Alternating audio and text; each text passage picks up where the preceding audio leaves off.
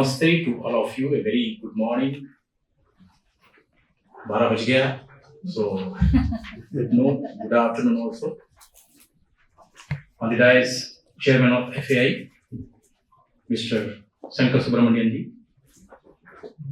He is the chairman, a very dynamic chairman and very enthusiastic to take this industry ahead and also take the association ahead.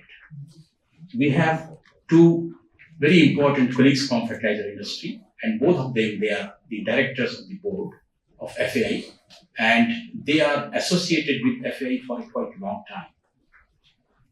Mr. Rakesh Kapoorji, a very well-known figure from IFCO, and Shri Suresh Krishnanji, a very well-known figure in Fertilizer Association, Fertilizer Industry, and he is the immediate past chairman of the FAI.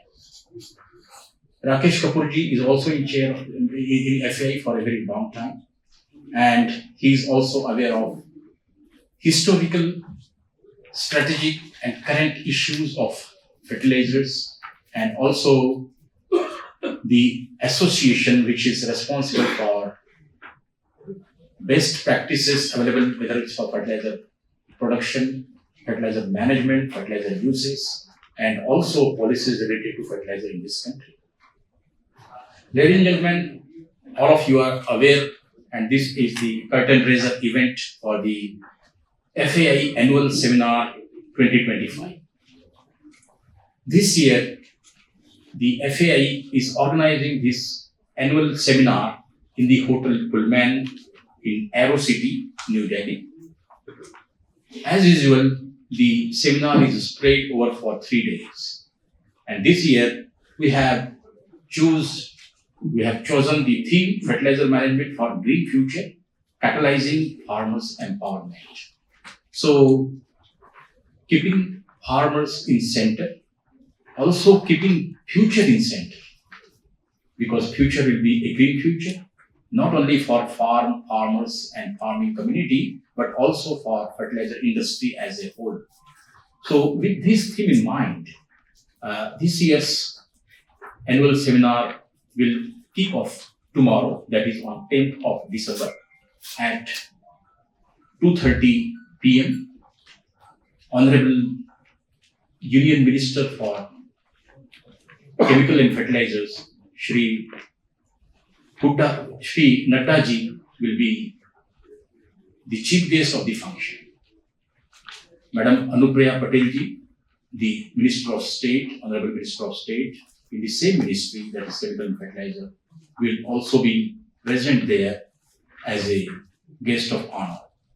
And tomorrow's seminar will begin at 2:30, and our Secretary of Fertilizer, Government of India, that is Department of Fertilizer, he will also be present as a special guest, and Union Ministers, MOS, as well as the Secretary, they will share the views, and also they will give the broad contours of aspirations from fertilizer industry, the priorities of the government, and also they will understand the issues of fertilizer industry in depth and dimension.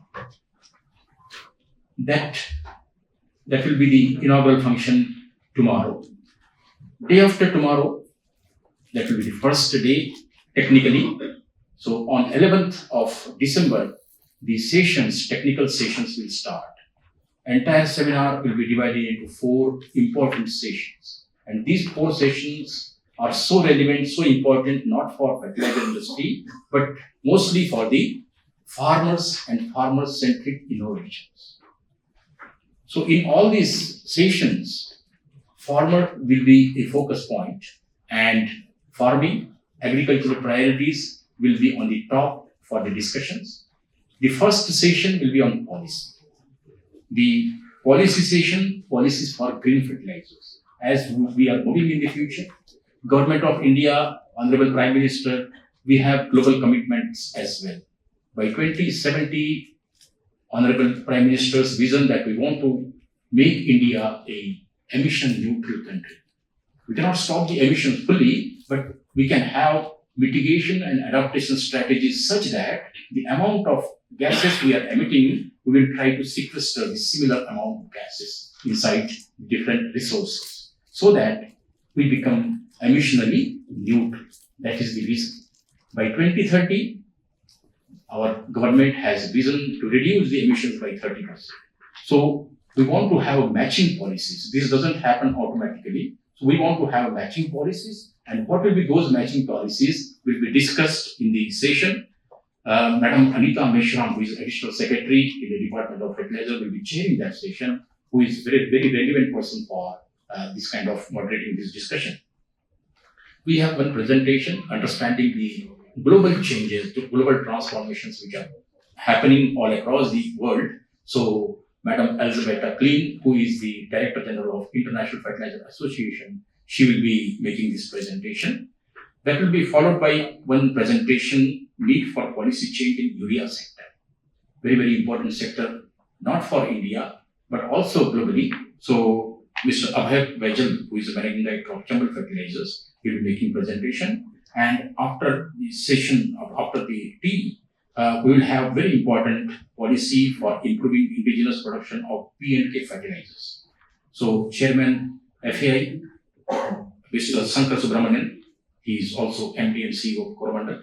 So he will be making this important presentation. Here, the policies will be discussed looking at the government priorities and also considering the aspiration needs of the industry.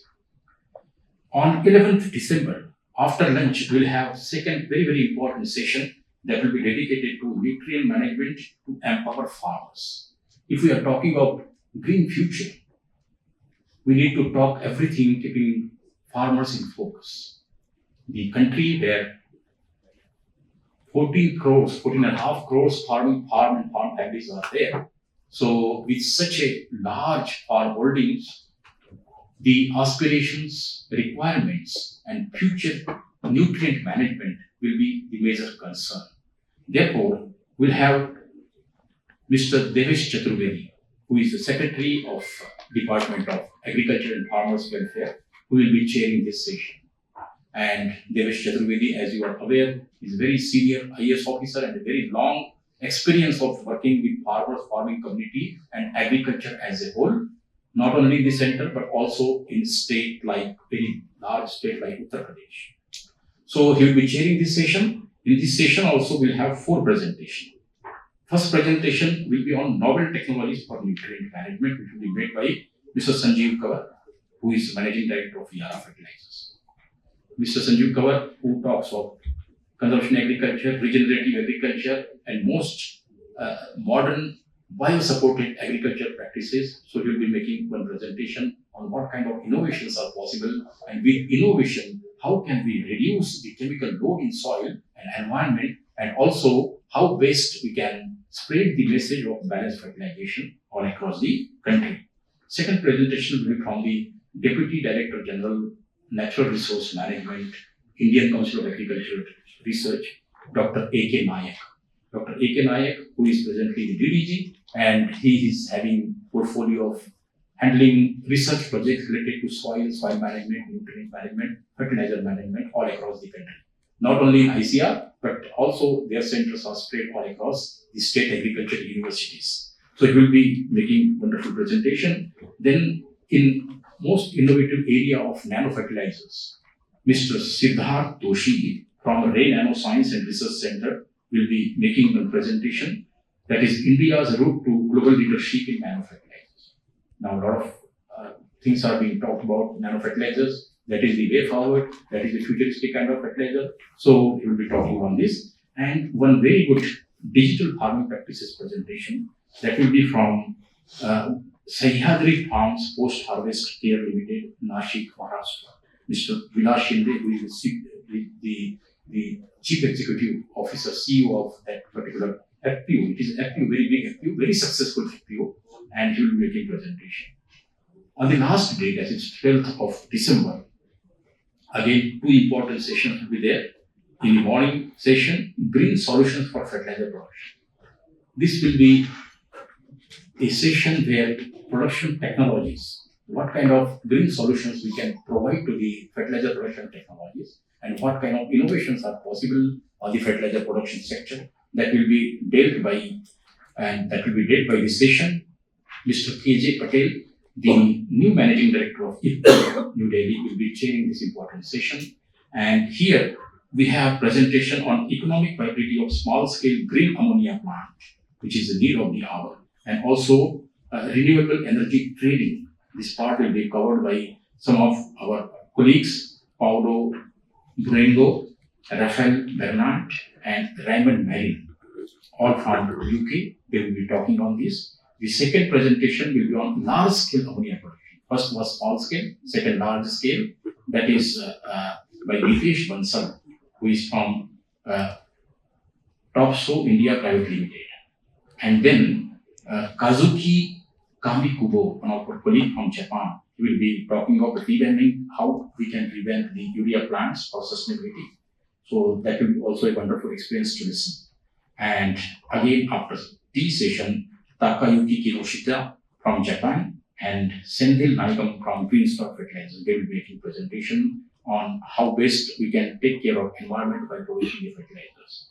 From waste to wealth is also one concern for whole industry, and phosphogypsum is one such product which requires proper disposal methods and also without harming the environment. That also will be dealt by Thibaut Thijs, who will be from Belgium. He is one of the experts in that area. And the last session, fourth session, after lunch on 12th December, will be on futuristic fertilizer marketing. Our co-chairman of FAI, Mr. Siva Prasad Mohanty, will be chairing this particular session. And in this, Mr. S. Narayanan, who is a whole-time director of Green Star, he will be talking about optimizing fertilizer logistics for a green future.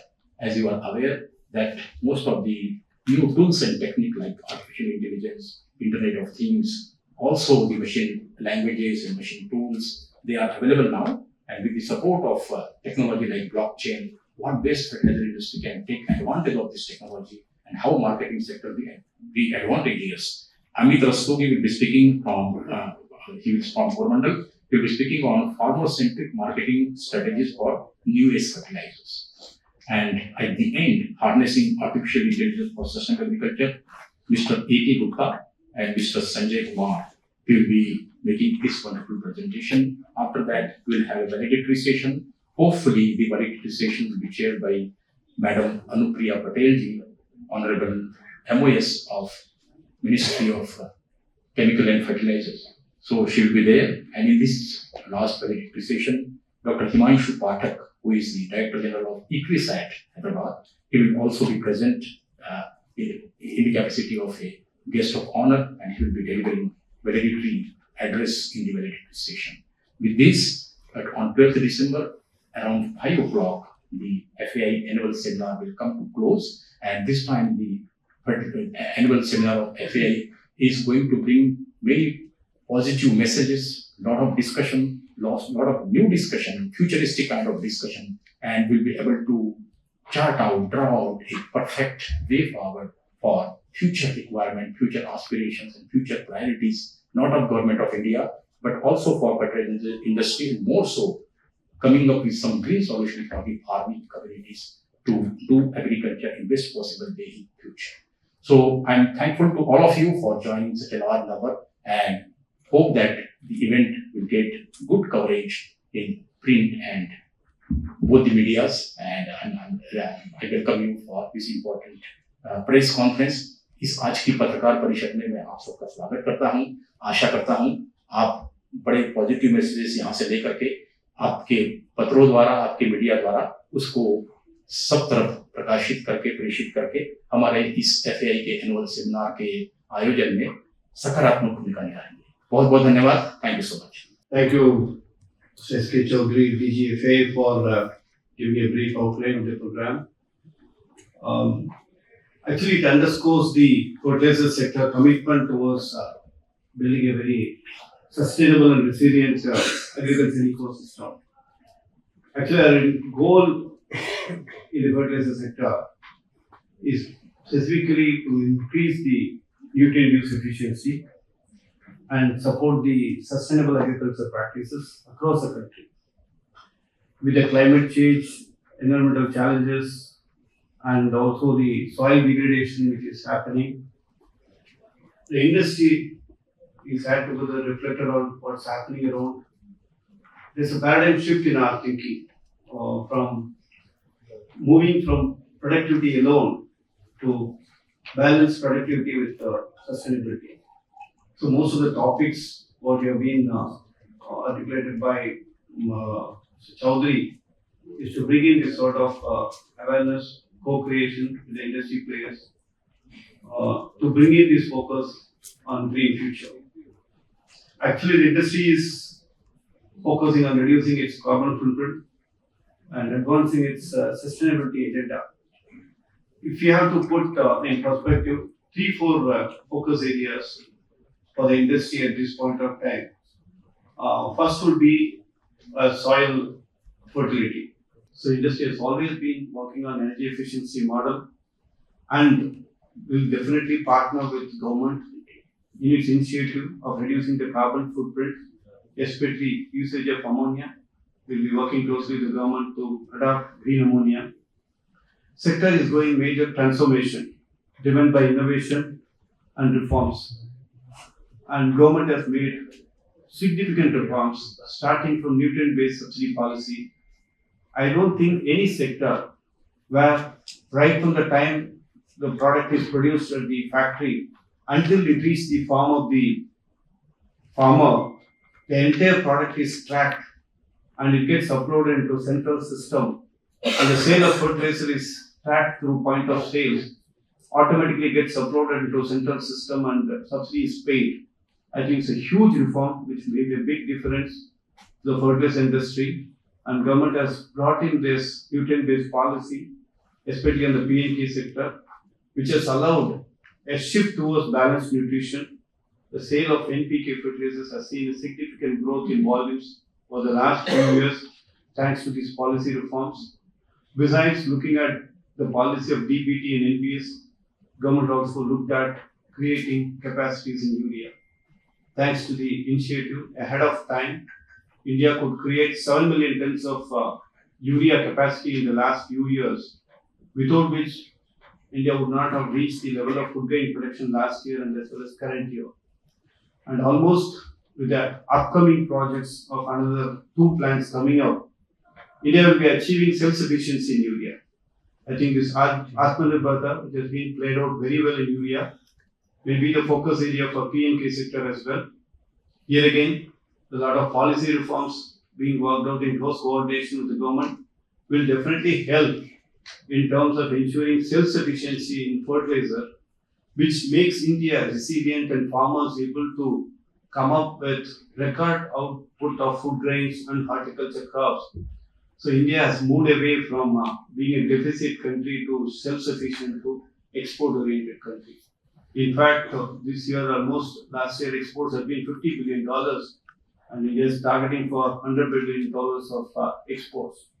As FAI, we are in a critical juncture of making this sort of intervention in adoption of new age fertilizers and technologies, and definitely we will put all our efforts to disseminate the knowledge to the farmers across the length and breadth. FAI will also continue to play a proactive role in giving policy advocacy as well as facilitating certain policy reforms, which is very much essential to drive what we want to do for the sustainable agriculture. Few areas besides Atmanirbharta would be how do we facilitate sustainability of urea production by compensating them adequately for fixed costs. How do we make SSP units viability improve, making an alternative to imported DAP? How do we make some reforms to the traditional fertilizer control orders and bring in some policy reforms which can facilitate farmers to make a choice on fertilizers? These are all various policy matters in our agenda for FAI to take it up with government, and we are positively positioned, and the way the government has been supporting and seen the positive response in the output of agriculture, and we are continuing to do well in the coming years. And thank you for being here, and we will make a difference. Fertilizer sector is not being visible always being looked at as a major aggressors of fertilizer subsidy, but we are a conduit of fertilizer subsidy to ensure that farmers get the product at the right time at the right price. Thank you for this presence and looking forward to your interaction. Talked about achieving self-sufficiency in urea. When we look at the data, like the import data, so imports were substantially higher so far till October this year, around 68%, and while production levels remain flat. And what would be the reasons for substantial increase? And there were reports of shortages during Kharif also, and even in Rabi also. We are, we are getting to know that there are some shortages. So what do you have to say? Actually, this year, fertilizer urea consumption has gone up because of the back-to-back excellent monsoon we witnessed, and the crop acreages has gone up, and output of crops like maize has gone up significantly, and paddy acreages continue to go well. And the production, if you look at urea production, what it was 10 years before, urea, but for this increase, overall fertilizer production has moved from 38 million tons to 51 million tons, domestic production. And significant chunk has come from urea. Almost 7 million tons has gone up in urea.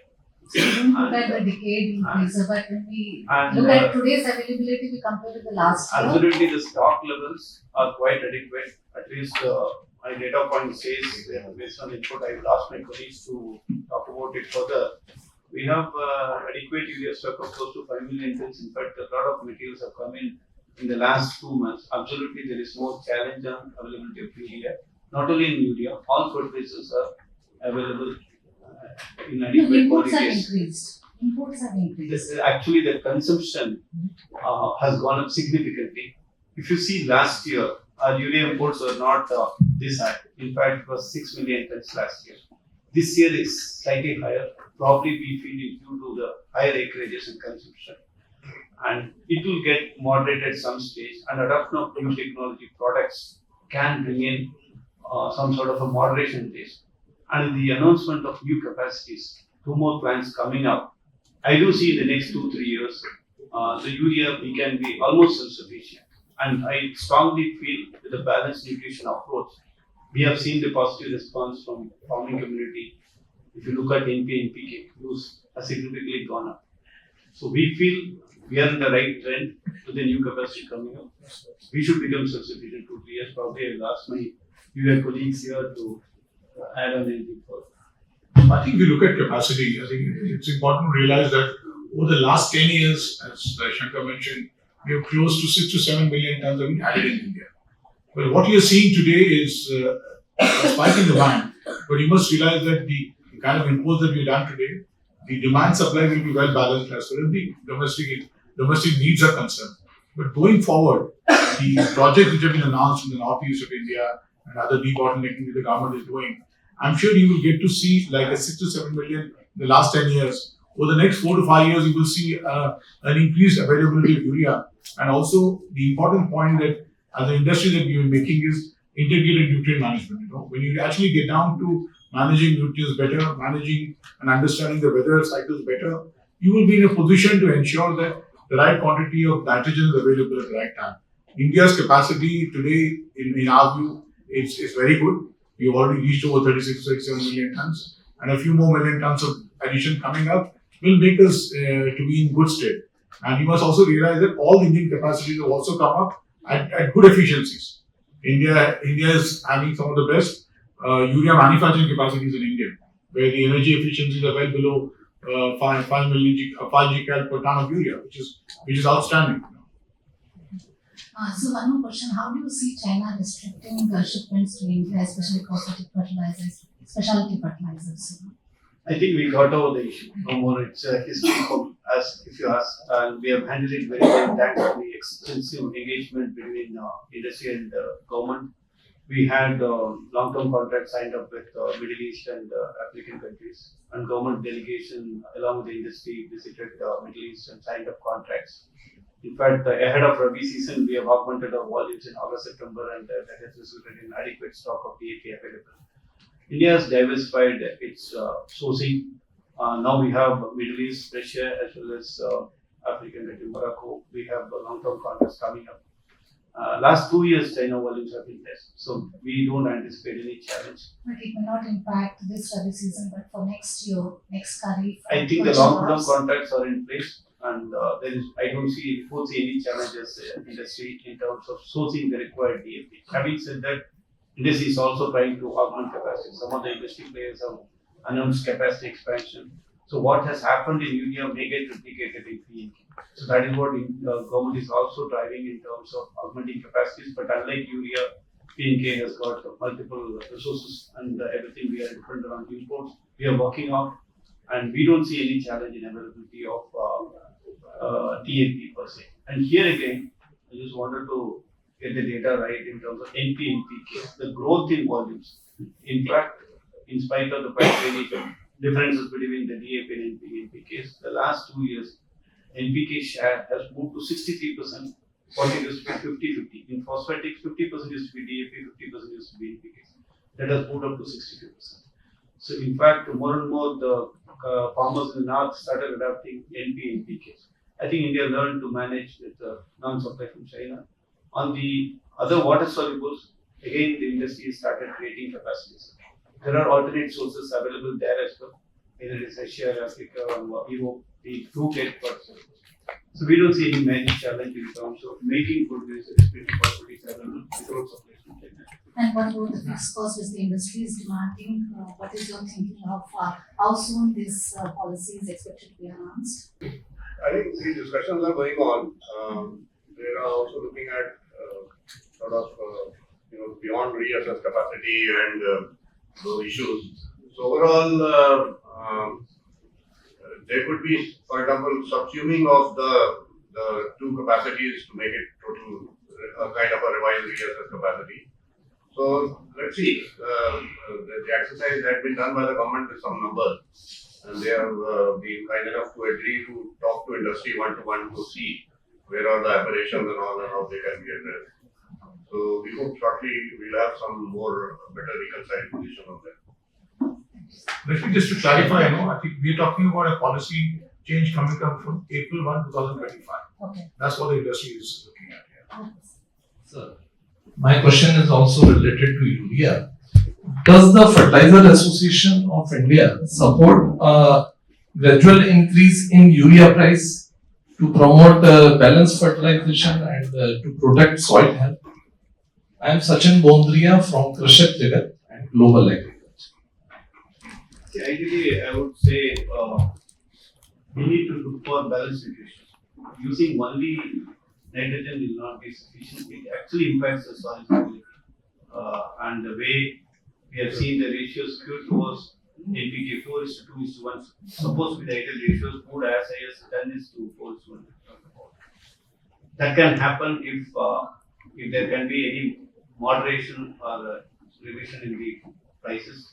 But having said that, industry will be focusing more on showcasing to the farming community what are the better alternatives available. Farmers are very smart enough to appreciate and pay price if there is a value. There are water soluble fertilizers coming in. There are products with multiple micronutrients adding on to it. It's happening. Nano urea, nano DAP, a lot of field extension activities are happening. So it will be more of extension activities which will drive and shift away from urea. Pricing can be one of the reasons, but that is best left to the government to take a view on this, as industry will be promoting on balanced nutrition. Good afternoon, sir. This is Nimish Nangadi from Krishi. About 9,000 biostimulants have now come into FCO. So, what kind of contribution do you expect from the products? Do you expect any to move up or down in the segment? A lot of agrochemical companies are selling biostimulants. They were about 30,000, now they've come up to 9,000 because a lot of spurious and under bad quality products have been removed. So, what do you expect from the biostimulants? I think it's not coming into the purview of fertilizer, but being part of the business which we deal with, it's a good step in terms of going through the regulatory process for introducing these products, and it will make a lot of improvement in ensuring that the farmers get the right product, and it will help organized players to get product. Otherwise, the whole sector of biostimulants and bio-growth regulators, plant growth regulators are getting a negative treatment. I think this change will ensure. See, globally, biostimulants are going to grow. India has not leveraged the biological separatists. They also should move towards circular economy of recycling many of the waste, animal waste, plant nutrition waste, or waste from poultry farms, and many of them can come in. And this requires a lot of industry collaborations. In fact, many industry players are looking to bring in products, but these products have to be localized. This can make a huge difference, and it's a welcome step. And this process of change is essential to ensure the farmer gets the right products. And they are not replacing NPK; they are coming at a different stage of the crop. The nutrients, primary nutrients are at the sowing stage and the top dressing stage. They are helpful for improving the yield, or improving the quality, improving the produce output. So they have a different role to play. And I think as a sector, as an industry, we should encourage genuine good products coming into the market at an affordable price. Mentioned in the beginning, expertise, expert people we have. Now I link it to join of the fertilizer industry, or you can say join of the fertilizer industry is for us, agriculture as well as fertilizer. So we are highly thankful to our Honorable Chairman, respected Chairman Mr. S. Subramanian, Joint MD IFCO, Rakesh Kapoorji, Suresh Krishnanji, our Director General Dr. Suresh Marsati, for taking us to the journey of these two sectors, fertilizer as well as agriculture. Because fertilizer plays a vital role in order to improve agriculture production. And these points will be quite useful to you for covering in your esteemed newspapers. So let us, you can say, give big hands on the four stalwarts sitting before us. And friends, we are highly thankful to you all for coming over here in a large, you can say, number.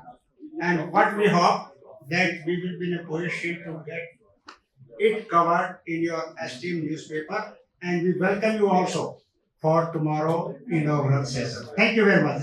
मैं यहाँ FAI का जो press conference है, मैं Indian farmers fertiliser cooperative से हूँ, राकेश कपूर। कल से ये जो FAI सेमिनार शुरू हो रहा है, इसमें विदेशों से भी और हमारे यहाँ देश से भी काफ़ी रिप्रेजेंटेटिव्स होंगे। इसमें जैसे अभी हम लोगों ने बताया, इसमें काफ़ी चर्चा की जाएगी जो agriculture, food production, sustainable food production, climate change, nutrient use efficiency और कैसे नए टेक्नोलॉजी और नए टेक्नोलॉजिकल प्रोडक्ट्स और उनको अप्लाई करने के लिए, न्यूट्रिएंट मैनेजमेंट के लिए क्या क्या किया जा रहा है, उसके बारे में आप इन 3 दिनों में अगले सेशंस में देखेंगे। एक्सपर्ट्स अपनी प्रेजेंटेशन करेंगे और उसके बारे में इंडिया में क्या डेवलपमेंट हो रही है, वर्ल्ड में क्या हो रहा है, इसके बारे में चर्चा की जाएगी। तो मुझे उम्मीद है कि जो भी पार्टिसिपेंट्स इसमें आएंगे उनको इसमें एक अच्छा मौका मिलेगा, एक अपडेट मिलेगा on what Indian fertilizer sector is doing for the purpose of agriculture. Thank you, sir. What's the major change for this seminar in FAI in agriculture sector? Actually, we are focusing this time on green agriculture. As I mentioned in my opening remarks, while we have been focusing on productivity, this time we wanted to focus productivity along with sustainability. So that's very important for the green future. As fertilizer industry, we wanted to go for decarbonization, reduce the carbon footprint. There are a lot of initiatives being taken. This can be in the form of new technology adoption. Drone technology is going to be very effective in terms of reduced water consumption, reduced time it takes, and it also manages the labor shortage. And also adoption of new techs like IoT sensors, analytics will be very helpful for us to ensure we go for precision agriculture. These are the areas and the farming practices we work on. But as an industry also, we are trying to see how best we can use the green ammonia, which will help us to reduce the carbon footprint, and we'll be working closely with the government in adapting to green ammonia. So various initiatives are being taken up, and I'm sure with combined effort of industry and government, we will be able to create a sustainable future. Thank you, sir. Thank you.